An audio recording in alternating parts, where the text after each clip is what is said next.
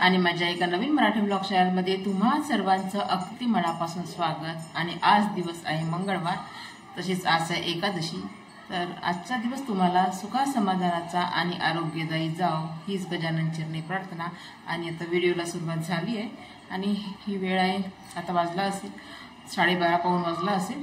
आणि आता माझ्याकडे आहे भजन, तर एकादशी असल्यामुळे आज भजन पण ठेवलं आहे आणि आज आहे माझा वाढदिवस। तर आज वाढदिवस आणि एकादशी एकाच दिवशी आल्या, त्यामुळे मग भजन आधीच ठरलं होतं आमचं।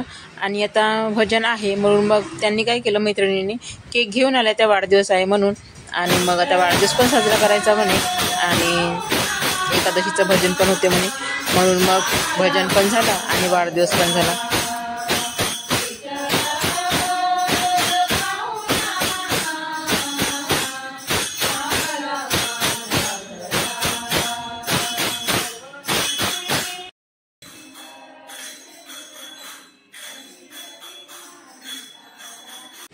भजन झाल्यानंतर आरती झाली आणि आरती झाल्यानंतर झाला मग वाढदिवसाचा कार्यक्रम सुरू।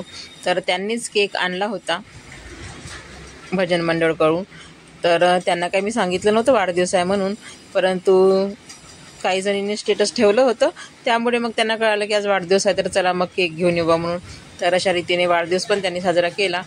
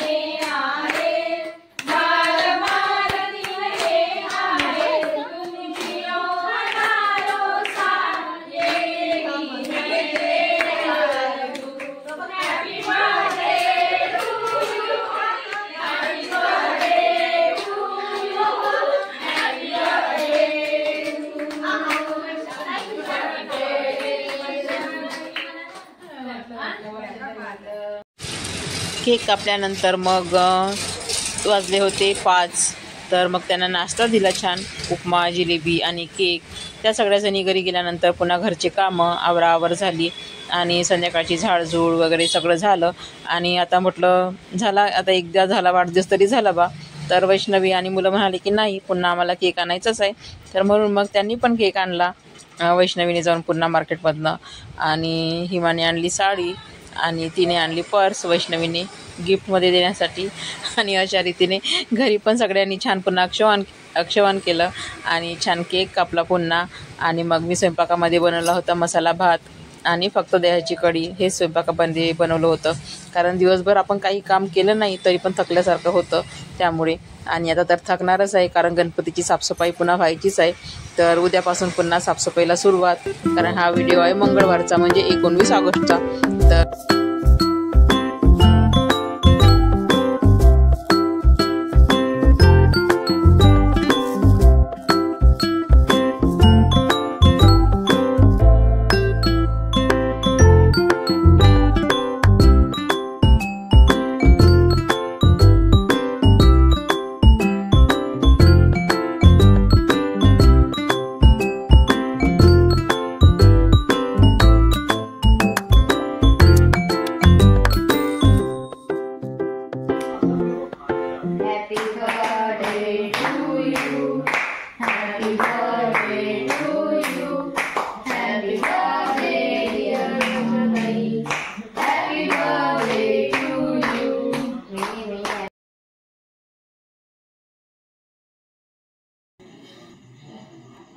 अशा रीतीने वाढदिवसाचा कार्यक्रम संपन्न झाला आहे आणि आता करायचं आहे जेवण.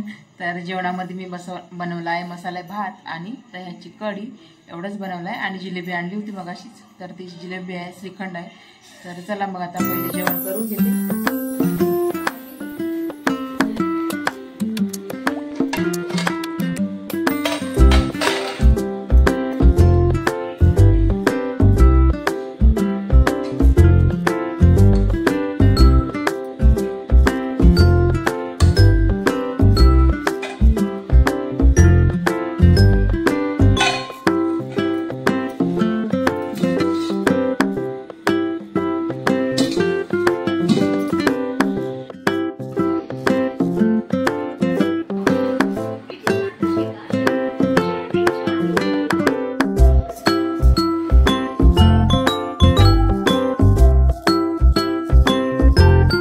आता सर्वांना ताट वाढून दिले आणि हे बसले जेवण करण्यासाठी. आणि हे यायचे होते दुकानातून, त्यामुळे मग मी थोडे थांबले होते. तर वैष्णवी म्हणाली की मम्मी मी काय गिफ्ट आणलं ते बघून घे, कारण मला तेव्हा नव्हतं माहीत का तिने पर्स आणली म्हणून. तर चला म्हटलं खोलून बघूया. तर म्हणून मग तिला खोलून दाखवलं. तर आवडली का म्हणे पर्स, तर छान आणली तिने पर्स. आणि चला मग आता इथेच मी माझ्या व्हिडिओचा एंड करत आहे. तर कसा वाटला आजचा व्हिडिओ कमेंटमध्ये सांगा आणि व्हिडिओ आवडल्यास नक्कीच लाईक, शेअर आणि सबस्क्राईब करा. आणि पुन्हा भेटू एका नवीन व्हिडिओसह. तोपर्यंत सर्वांना बाय बाय आणि सर्वांना शुभरात्री.